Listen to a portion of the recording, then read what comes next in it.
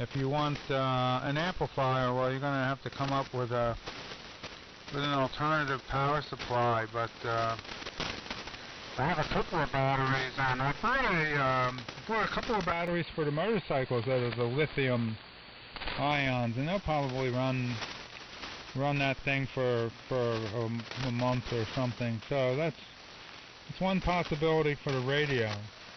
The more power, the more voltage you put into it, the more power you get out of it. And I don't think it would be easy to blow it up. So that's consideration as well. You know, you put 15 volts into it, you'll probably get about 6 watts out, which can be helpful. As far as the mods go, all I did was I tapped off the audio input. The way the rig was originally designed, they use a condenser mic, and when you connected the mic, it dragged the voltage down, and it keyed the transmitter that way. So I just took the audio from where it goes into the first audio IC. It's like C33. You know, disconnect that and hook a capacitor up, you know, like a 0.01 separately to the mic jack. And you have to drill a hole through the board and use a little rework wire to connect it to another, you know, microphone connection, because they only use 2, ground and the audio. And the audio is also to push to talk. So I just separated the audio and connected it up to, say, the tip of the jack. The RF gain was just like a 200 ohm pot across the antenna input, where there's some back-to-back diodes, and if you see look at the diagram, there's 1N914 at the lower left-hand corner of the schematic. There's 2 diodes in series facing one way and 2 diodes in series facing the other way. It goes to a 1K resistor, and then it goes to the crystal filter. Well, all I wanted to do was reduce the level. So across R9, which is a 1K resistor, I think. Yeah, put my glasses on. It's a 1K. You just put a pot on there so you can vary that down to you know, down to nothing, and somewhere in between, you know, 1K and 0, that's your RF gain. You'll adjust it to, you know, like a 1K pot would be probably okay, something like that, and that helps with the overload situation. There was no good place to put that, so I really didn't come up with an elegant solution on the front panel for an RF gain, and it's on the back, but you know, it is what it is, that little radio. And you probably don't need it if you use a, you know, not a great antenna, but when you hook it up to a decent dipole, you know, it overloads pretty readily. But it's cool, and I think, well, 80 meters works really well, you know, a certain time of day with the local guys. 40 meters might be a little bit more useful, but you know, it's still a low power. So I hope that explains it, and I thought I had included the documentation when I sent it to you, but it's pretty simple. WA3VJB from N2DTS. Yeah, thanks. I don't even remember seeing it, that's the thing, but I may have lost a piece of paper with your notes on it there. Thanks for that. I've dutifully noted it this time, and I'll probably publish it for the greater community. There are a couple of groups. One of them is just a QRP users group, many varieties of radio, and the other is a specifically N75 users group. And it was there that I took the question about how the external audio was applied, and also the merits of the RF gain control that others had observed the need for. So this will be very helpful, and of course you'll have full attribution. I always credit you for those. when I start to describe the experiences of the N75. Apparently, I still have one of the only recordings of this radio of the N75 on the air. And it was that time, I think you've heard it, but both Chuck, W3FJJ, and Ed, KA3PTX, joined me on the air down on 3705 with them. So we had a trio of N75s on the air, and I was making a recording of it. And that has become a kind of a celebrated example of what the rig can sound like and the signal-to-noise ratio at 5 watts. One thing I noticed, I did vary the power supply on there, and I noticed it runs out of audio steam. I can't modulate it fully.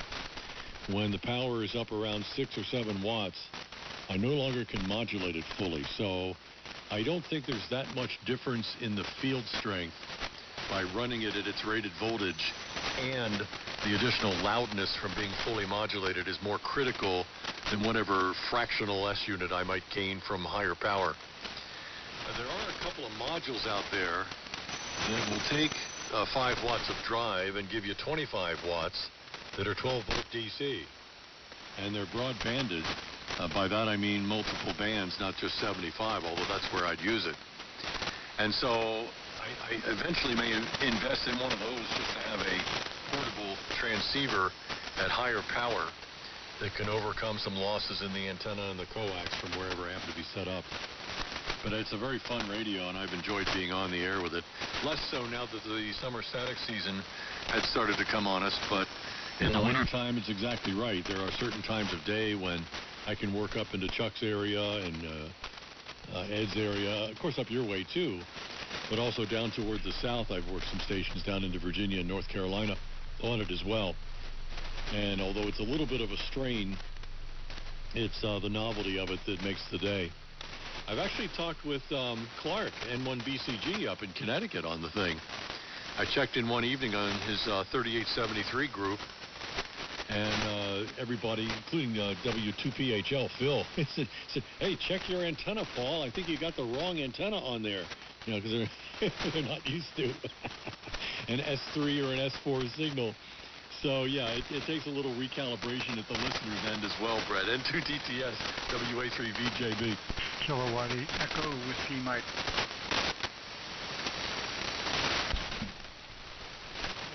Okay. I didn't get that. Gotcha. I didn't have the headphones on, and if I don't have the headphones on, I don't pick things up quickly. Yeah, it's a neat little radio. W3VJB from N2DTS. I have a good time with it when I used it. And I was on quite a number of times. Yeah, like around now, I guess. In the winter time, running the thing off a battery, and everybody heard me. Maybe not really as well as they'd want to, but it was heard. So I thought it was kind of good. But when you're talking like a portable operation, a smaller antenna is a better, easier to do. So if you're going to drag it out somewhere and throw up an antenna, it's a lot easier to do a 40-meter antenna than it is an 80-meter antenna. And if there was any AM activity on 20 meters,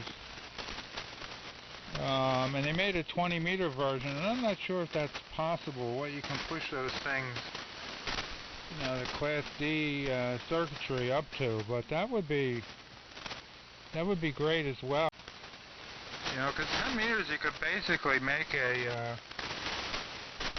an AM walkie-talkie on 10 meters that was pretty efficient. Back in the day, you had the 5-watt CB thing, but I don't think they were anywhere near as efficient as the Nouveau was. And the parts count is certainly very low. So, but really simple mods. The hard part is actually getting that, the wiring up the jack that they give you. The jack I think I gave you an adapter that has the four pin tip ring sleeve jack, and breaks it out to RCA phono plug, so that you can have push to talk and audio separately. So that's pretty much it. And then you just dump the audio in to the IC chip, and the RF gain is just knocking the received signal down with a resistor across the antenna. It's like, well, it's pretty simple. So anybody could figure that out. You don't have to credit me. That's basics there, you know. So I'll tell you, I don't actually understand how some of that works. You know, the whole Class D part and where the audio goes in. I figured it out once, but you know, looking at that design, it's pretty hard to tell. Anyway, I don't want to hold it. Somebody's breaking in. Possibly you can pick them up. I got the headphones on now. Maybe I can catch it. We'll turn it over to him. The call here is November 2 Delta Tango Sierra. The handle is Brett, Bravo Romeo Echo Tango Tango. I'm running a Flex 3000 just because I have it, and we're located in southern New Jersey, rainy southern New Jersey. So we didn't get the tornado. So over to the breaker, and then turn it to Paul WA3VJB from N2DTS. Okay, Brett, real good. N2DTS for WA3VJB. Before I go any further, are you guys able to hear me? It's a rough copy here with all the lightning crashes, but I do hear most of it. Yeah, I've got it. You could use a little more power, but I've got you. Q5. Okay, great. Well, I'm only running about 115 watt carrier. Very good early evening, fellas. Name here is Ed, Echo Delta. I'm up here in the northeast corner of Ohio, North Kingsville, Ohio, and I'm kind of cheating. I'm running a Yaesu FTDX10 into a 80-meter dipole with open wire, but we have a common interest other than amateur radios, motorcycles. Brett, I wish you would copy me a little better. I think I heard you the other day saying you picked up a new one. I'd like to expound on that, but apparently you're not hearing me all that well because of your weather. And Paul, you're not hearing me all that great either. So anyhow, I just wanted to see if I was radiating. Apparently I am.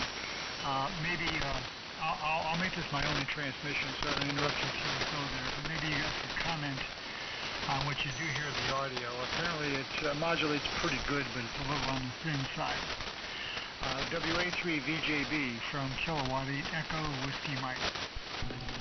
Very good, Ed. K8EWM, Northeast Ohio, with N2DTS on the side from WA3VJB.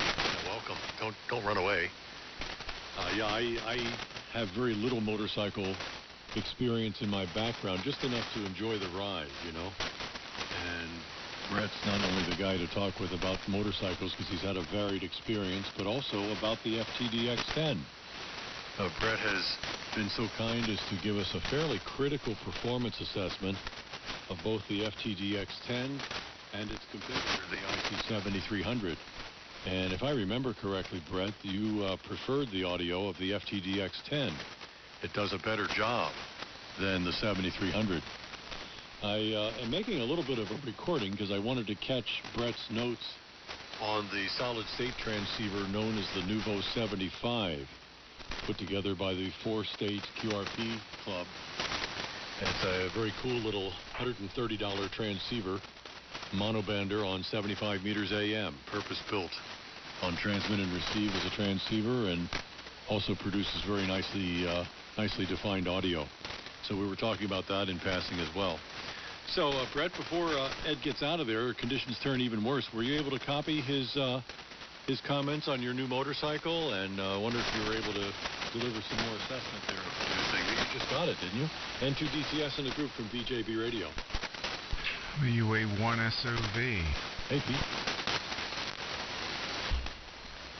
Let's see if this thing is working and on frequency. Hold on. 1 minuto. I gotta switch receivers to the homebrew and the SDR. I got the Flex turned off. Boy,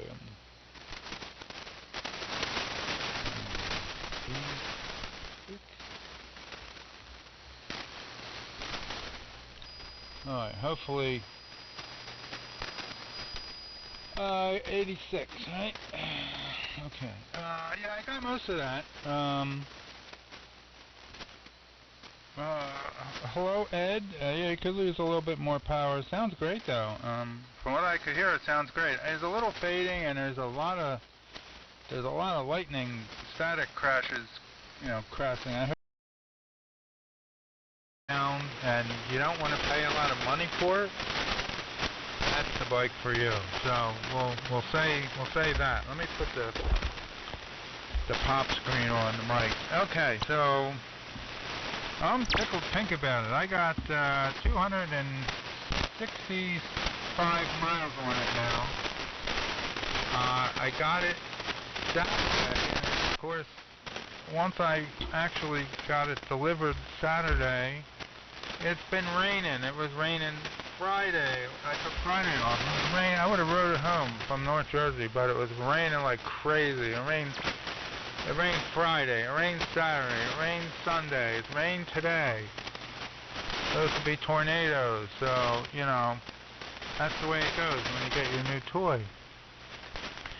Turn it over to SOV. Hello, Pete. And you can turn it over to Paul. We're now with screen modulation. Let's see. I think we're overdoing it a bit here. With all the rain, I haven't tuned it up. It is about 250 watts.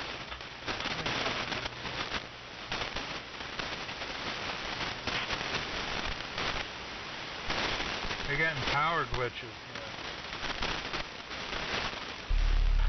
Lights are flickering, so I guess the lightning is okay. We got about 300 watts now. Full less audio. So over to you there, Pete. SOV with WA3VJB K8EWM. I got Ed from N2DTS, Southern New Jersey. Go ahead. Yeah, N2DTS. And the group, WA1SOV. Yeah, thanks for letting me in here, Brett. Today. I just wanted to get a report. Running about 40-50 watts with a Hermes light transceiver. It's open HPSDR box, and driving a pair of 3500s with it, believe it or not. But only musters about 40 or 50 watts when I do that. Anyway, got this on over the weekend and been playing with it a bit, trying to evaluate it. Anyway, you guys are strapping in. Brett, you're about 10 to 20 over, and Paul, you're likewise with your rig. And the is right at my noise threshold, and I'll say good afternoon to him if he can hear me with this thing. Anyway, Paul, go ahead. How you been? WA3VJB and the group WA1SOV. WA1SOV and the group WA3VJB. Oh, congratulations, Pete, on the new rig. I had just worked a guy in Canada, VE2CST. And it was the first time I had encountered the Hermes 2 Lite, or Hermes Light 2, whichever way that kind of puts together. And his also sounded very good. Yours sounds quite natural. Sounds like your big rig. And the signal strength's not quite there, but the audio quality's good. Sounds fully modulated. So a tip of the hat to you there. I tell you, for what, $300 with the enclosure? I was looking up what the heck they are. You may have heard Brett and I talking about the Nouveau 75, which is a monoband transceiver, 5 watts, for $130. And for twice that, I could get, what, is it all band? I suppose it's all band. I didn't finish looking at the spec sheet. With a little more power, a lot more sophistication, and very, very portable as well. So I'm liable to invest in one of those for the cabin. Pete, my brother-in-law, has a cabin on Virginia's eastern shore, about 15 miles from Wallops Island, where the NASA rockets go up. And it's available only by boat. You can't get there by road. So with our boat, I was going to load up and head out there in a couple of weeks with the Nouveau 75 and get on the air from the Tangier Island, Tangier Sound side of the Virginia Eastern Shore at low power on 75. So if you hear me in there on 3705 or something, please have some patience and see if we can make a contact of it. Good to hear you, though. Real good. Ed was kind of headed for the door. He's running an FTDX10.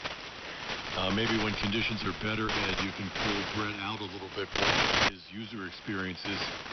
Although you may be a veteran operator of that particular transceiver, but it's now fully endorsed for activity on AM.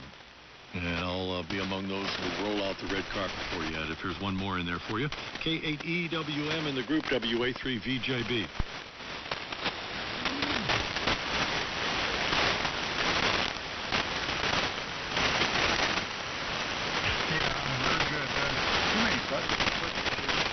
I still have it.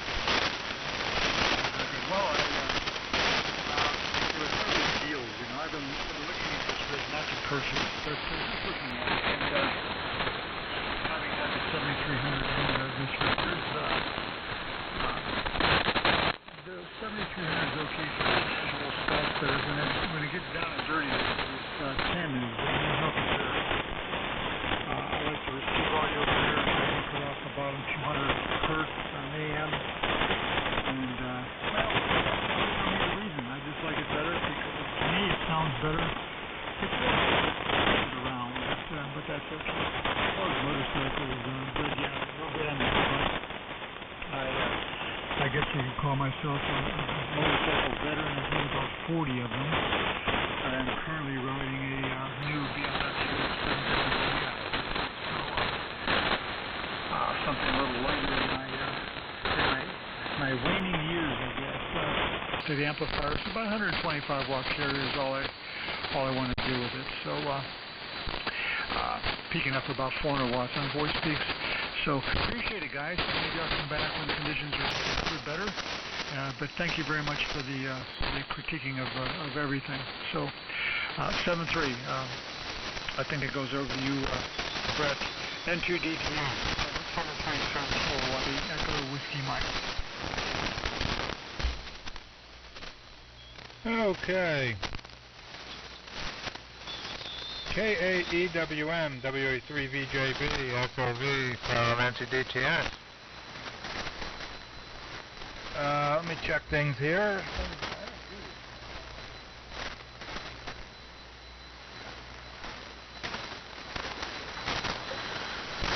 I don't know why the power's down, the carrier's down a little bit. Maybe it's SWR,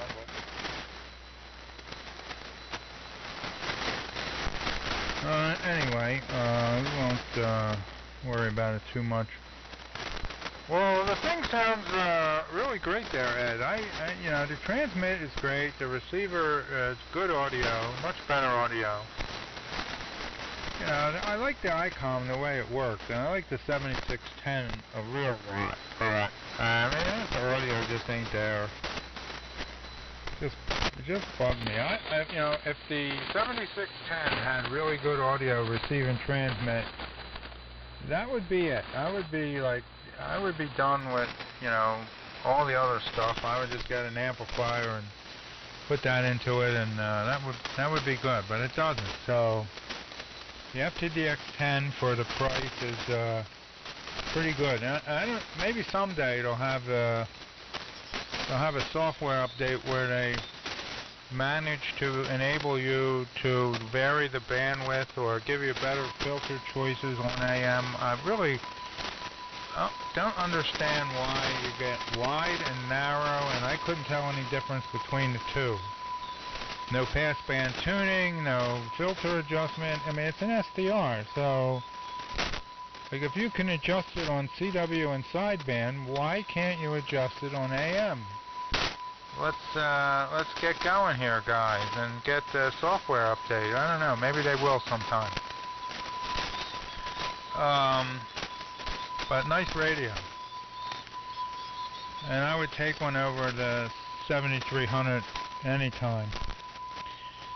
And Pete, the Hermes light is that sounds great. I don't know how the receive performance is. I think it's like a 12-bit unit. Well, the transmit is great. I don't know if it overloads easier on receive or not. Yeah, that's great. And I know how good these things can be. I'm running. I have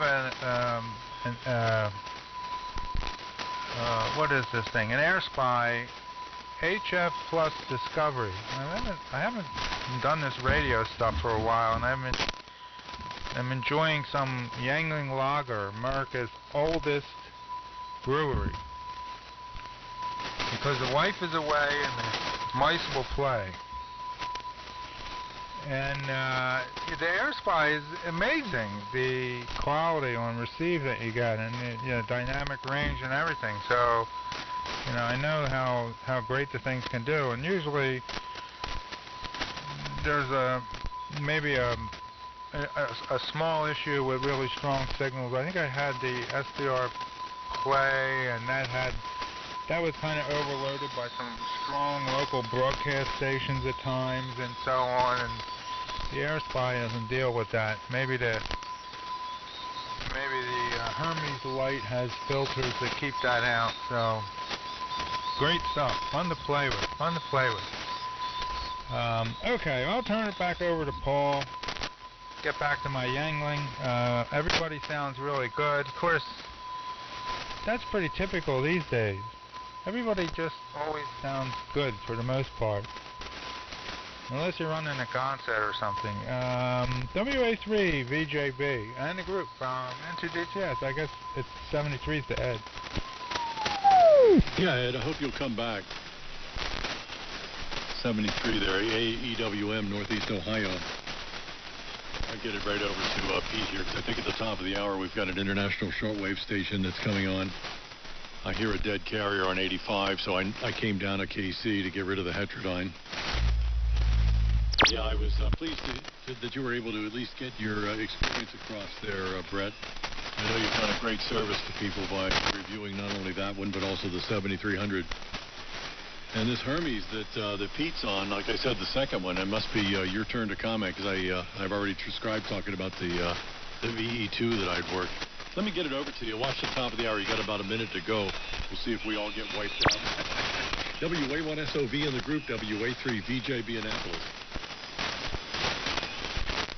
Yeah, okay, Paul. Well, we could go up to 90, I suppose. WA3 VJB in the group, WA1SOV. Yeah, this thing is an all-band rig up to 10 meters, 160 through 10, including, everything that a power SDR would give you, or a Thetis.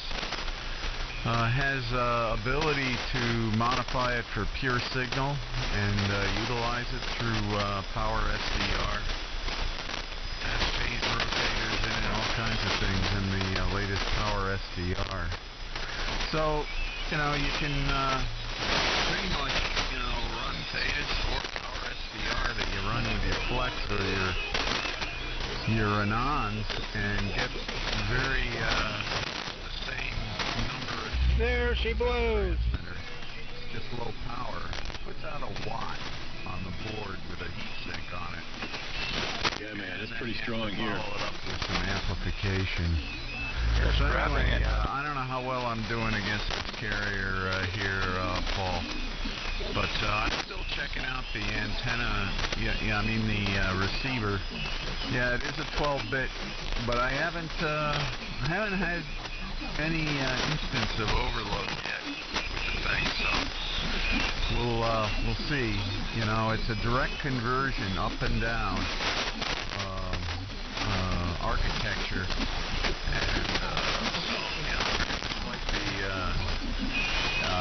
exciter I designed many years ago, 22 years ago, I designed an exciter with DSP.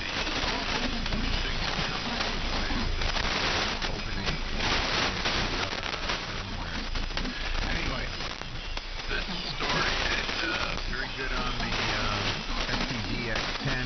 I have one of those that I run from Cape Cod, and I love that transceiver. It works very well on AM as well as sideband. Has a great noise filter in it as well. So, anyway, Paul, I can vouch for the Hermes Light 2 for the money. It's quite a transceiver. May not do everything, but it's a great experimental rig if you want to play with your signal, or even envelope elimination and restoration. It's all set up for that kind of experimentation. Anyway, I don't know where it goes exactly. Maybe back to Brett. The N2DT. Hey, go ahead, Brett. Well, you want to move up to 90? Yeah, either that or down to 80.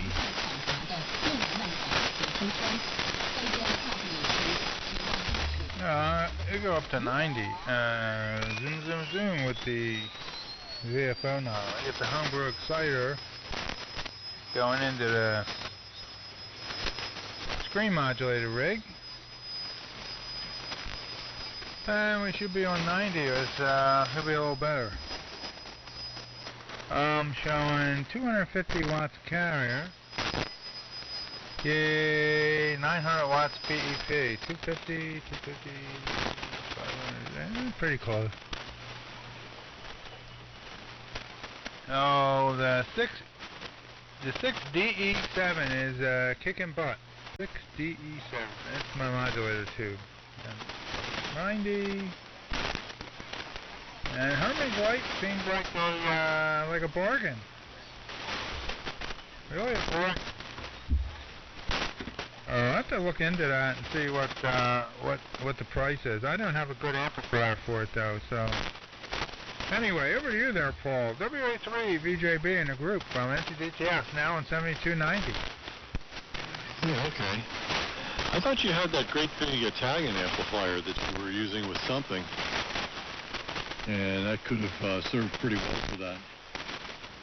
Yeah, Pete, again, I'll tip my hat to the sound of that, even at the power level you're running, which down here to Annapolis is probably not quite as strong as into Brett's place. You were strapping the international shortwave station pretty well. Yeah, it's good stuff. I mean, you know where I'm coming from, the oldest technology in the house. But at the same time, I've adopted the internet-based SDR receiver nodes, and I'm running one of the super seniors here, and I guess slowly but surely the newer technology is creeping in the door, including the Nouveau 75 that we were talking about. So, yeah, it's not that expensive of an experiment to pick up one. I'm mostly a practical user rather than an experimenter. And I'll take cues from others, technical investigation, but I don't really feel like I've got the expertise or confidence to get into it directly, because I'll sort of brick the thing, you know. But at the same time, like the mods that Brett put into the Nouveau 75, which he identifies as simple, it still takes knowing where stuff has gone that you can interrupt it and modify it to your own purposes, which is why I would give you the credit for that as I pass word around there, Brett. I've got the dinner call not long from now, so I want to allow a little bit of time to listen some more. I wonder if that's the latest production one, Pete, of the Hermes, and whether you've still got your Super Senior out there at Cape Cod as well. I've seen some discussion threads on the SDR forum of RZ.com that distinguishes between the Hermes 1, or I guess the basic Hermes Light, and the Hermes Light 2, and then the advantages of the enclosure, and apparently there's another appendage of some kind that you can buy, an accessory of some kind. I don't quite know what it does, because I was still reading up on it when I worked the VE2 CST. But man, yeah, it really has come a long way. And to Brett's point about how, when people get on AM now, they more likely sound good than bad, as compared to 20 years ago, where if someone checked in with an ICOM, they were almost guaranteed to sound cello-y. And the Yezus tended to sound better right out of the box, and with the sound of the FTDX10 against the 7300, that appears to still be the case. So here comes Pete. I'll leave the stuff on, but if I don't come back, I probably will have gotten the dinner call. Great to hear you on. It's been a few months for you, too. I hadn't heard Brett in a couple of months, but it's because he's been outside as springtime takes place. Until you go and buy a motorcycle, then the weather turns bad on us, WA1SOV and the group WA3VJB. Kilo Mike 4 X-ray. Yeah, okay. Yeah, well, I'll say 7-3 to you, and Catch you later. I'm going to get out of here myself. I got about less than an hour that I got to go over to. And I haven't eaten any dinner yet, but thanks for letting me in here. Thanks for the reports. And we'll catch you down the logbook. Yeah, it is the latest production model, but it was, designed by a bunch of American hands that wanted to experiment, with this Hermes stuff, and then they hired a Chinese fab to build the damn things. So that's one of the reasons why. Yeah, this is the light tube. Anyway, it's a great little idea, direct conversion up and down. Runs a Altera Cyclone FPGA, which is used in virtually every cable box modem that you can think of. So they took advantage of doing it right with readily available components and ones that are supported by Altera and others. And the basic up-down converter is an analog devices chip. So another solid American engineering group supporting that. So it's a nice little design for experimentation. That's about as far as I'll go with it right now. But because I haven't really evaluated the receiver yet. I just got this thing on over the weekend. I'm impressed with its performance so far. Anyway, Brett, I'll let you go. And I think another station broke in. Fairly good signal here. I didn't write down the call though. Go ahead there and pick it up and pass it over to Brett into DTS. I'm going to be out of here though. So 7-3 guys. We'll catch you down the log. This is WA1SOV. 73 there, Pete.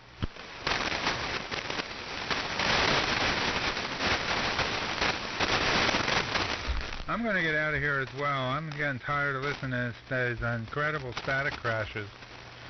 But that Hermes lights, that's doing a great job on transmit. I have not had one, so I'm unsure about how they work on receive. They're probably pretty good unless you have a problem, but it seems great. If you have a good amplifier, I guess that's a nice thing. It's probably pretty decent receiver and all. The problem is that having an amplifier that's going to boost it up to a good level, which is most of the small SDRs have that. You got to have an amplifier, or they're not really very effective, I guess. But all right, well, it's real fun talking. I'm going to have to look into that and research that. I know they were making them, and then they weren't making them, and then they got maybe some chip shortages and stuff, and I guess they're back to making them, but that would be something to play with. Pretty neat. Oh, alright, 73's there, guys. N2DTS is now clear with the frequency. It's been my pleasure. Yeah, I'll see you guys. Yeah, that was Jim in their KM4XG. I got to say hi to him because he's a neighbor. And Pete, yeah, thanks for the extended comments on that. I'll possibly drop you an email with some further questions in the time ahead.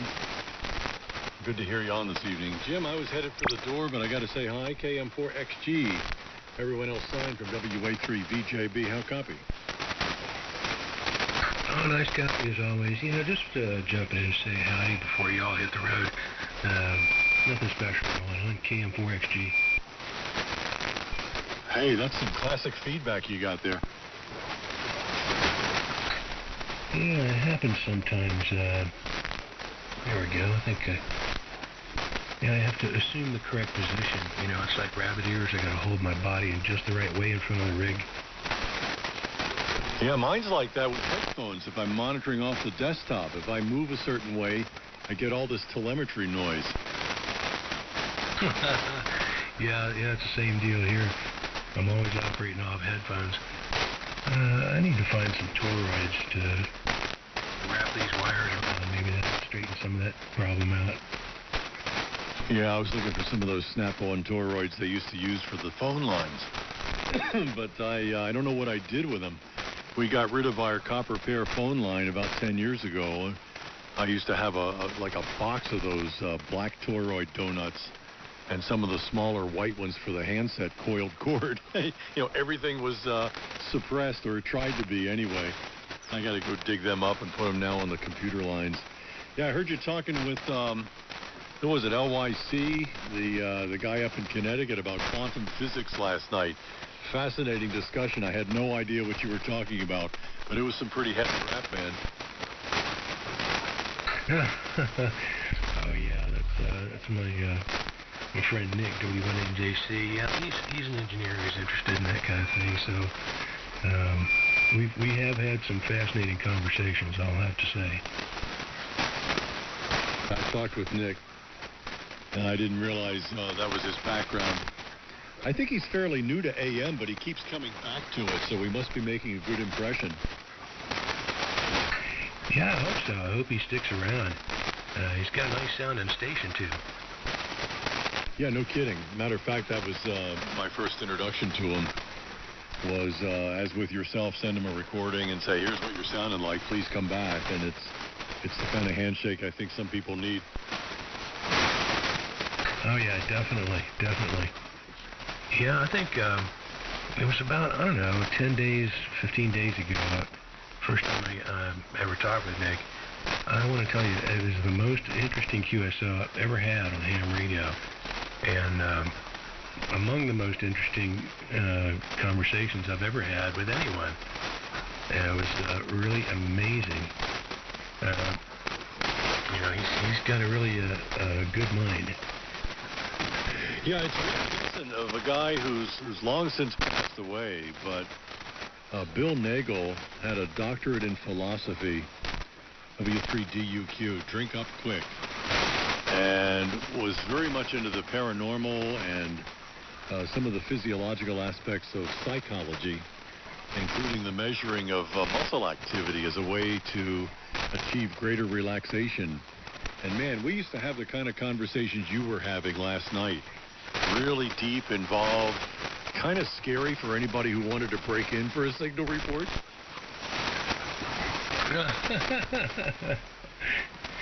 Yeah, on 75, I used to bring up esoterica like that from time to time, and Clark would say, there's a repeater up here in New York that you would be perfect for. They talk about that weirdo long hair stuff all night long, and, yada, yada, yada.